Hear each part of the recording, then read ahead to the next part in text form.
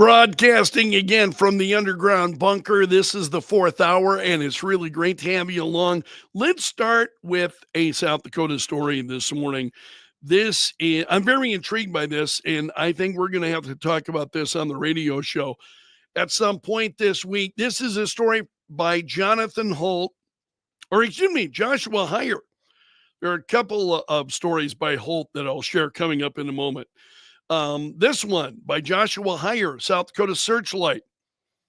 Groups pledging a referendum if the governor signs this geographic rule for ballot petitions. Have you heard of this? They're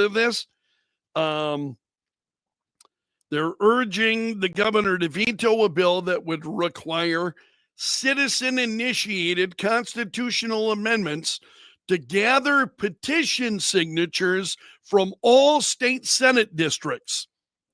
So in other words, you want to get something on the ballot, you would have to collect signatures. Currently, you just collect, X amount of signatures collected, and generally you could do that just in, you go to a well-populated area like Sioux Falls or Rapid City and you collect petition signatures and boom, you get it on the ballot. There are people who will sign anything, man. You thrust a petition in front of folks and they'll just sign it. I don't say that to belittle people because I was the same way for a very long time.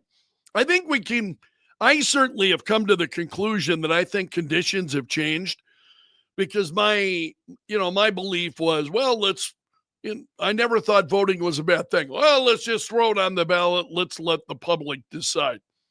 Based on some of the public decisions that I've seen, I no longer have that point of view. Now I'm like, nah, good luck. If you get it on the ballot, you're going to have to do it without me. I'm not going to sign that unless it's something I really believe in. And if I think it is defending your rights and people's rights, then I'm all in favor. Generally, a lot of the petitions that we have seen, they're coming from Rick Weiland and others on the left. And thanks, but no thanks. Not interested in a lot of these changes. So what do you think? Should you have to collect signatures in every one of the state Senate districts before it appears on the ballot? Is that too strict? Some think so. And this is the thrust of this story. Again, this is from South Dakota Searchlight. Joshua Heyer, I think. Joshua Heyer's got the piece. Yeah. The Voter Defense Association, I just laugh at names like that. Seriously, when I hear a name, Voter Defense Association, well, who's going to complain about that? They're out to defend voters. Yeah, you think, you might think that. This creates a tyranny of the minority over the petition process. Just one district could block something the rest of the state wants. So in other words, if everybody in a particular district, you ever find anybody anywhere that's all in agreement about anything? I guarantee you the disagreement that we see on everything else is going to exist in every district throughout the state. Again, this is for citizen-initiated constitutional amendment to reach the ballot. Current state law requires petitions to have signatures from registered voters equal to or at least 10% of the votes cast statewide for the governor in the last election. Did you catch that? No, there's a pretty broad understanding about this. But this is a bill in the House right now. Would add a requirement that petitions have signatures from each of the 35 state Senate districts. And the governor's office not talking about it.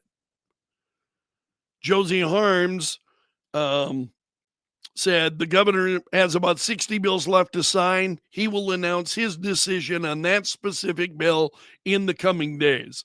So there's a lot of heartburn over this. And I'm curious as to what your thoughts are. Senator Reynold Nessib of Sioux Falls.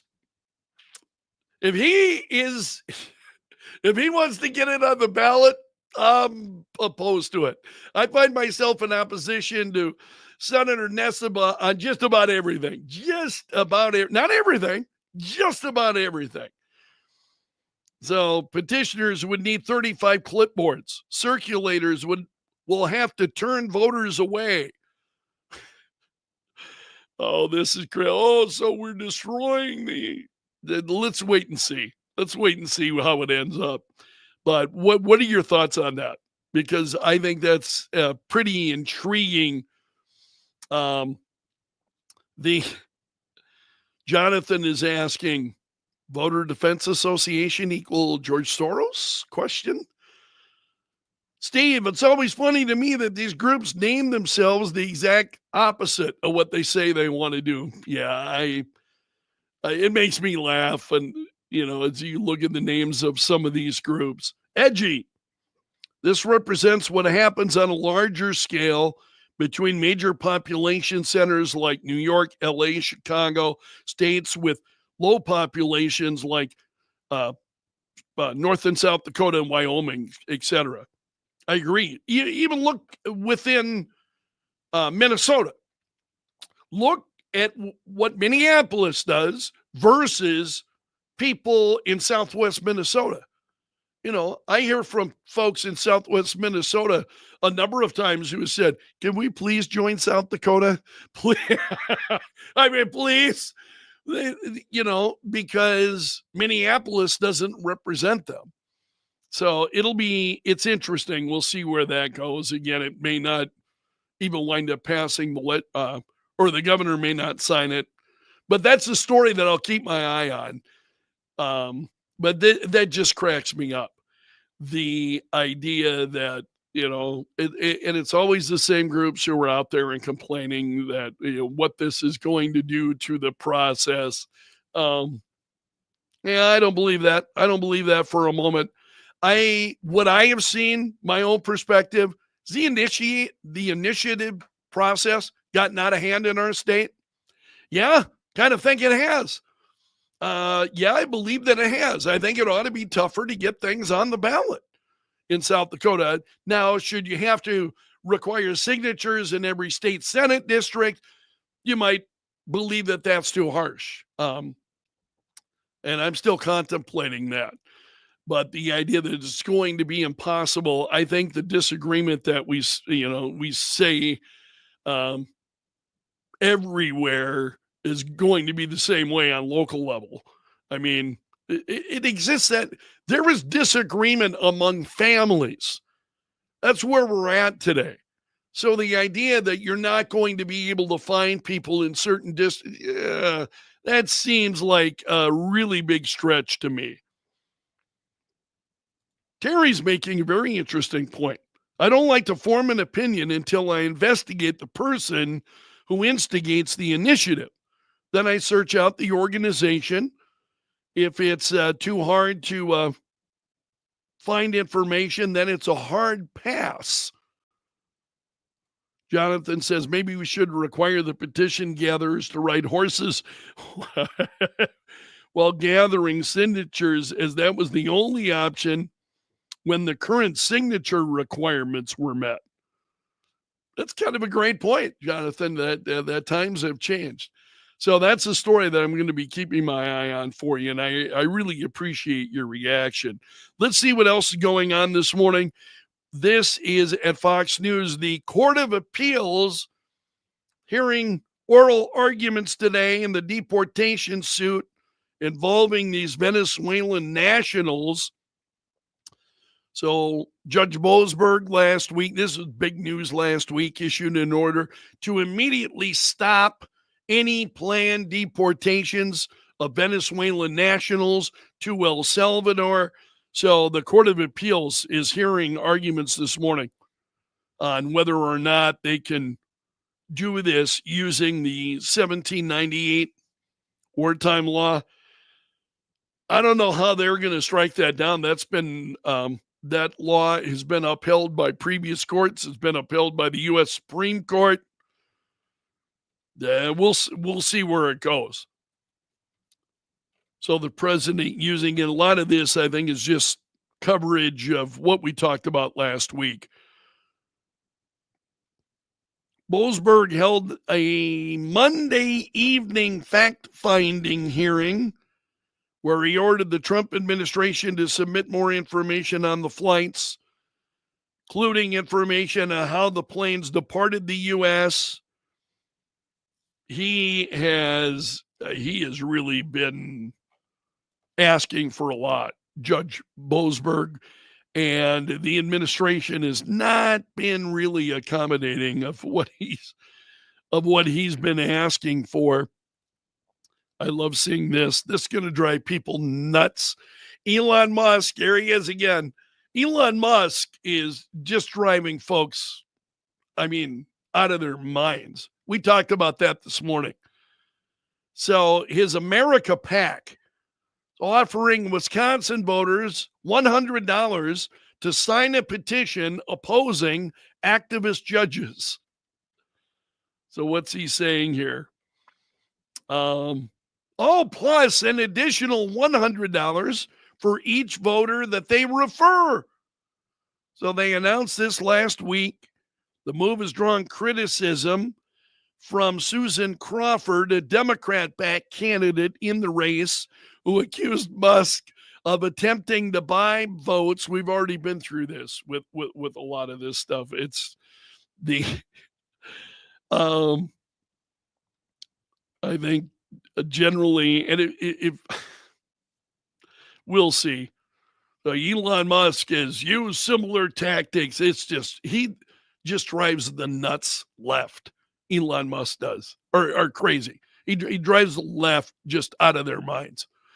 And it's pretty, I've got to say, the whole thing about Tesla today, have you seen some of those videos and what they're doing in the, firebombing these Tesla vehicles? And it's like, wow.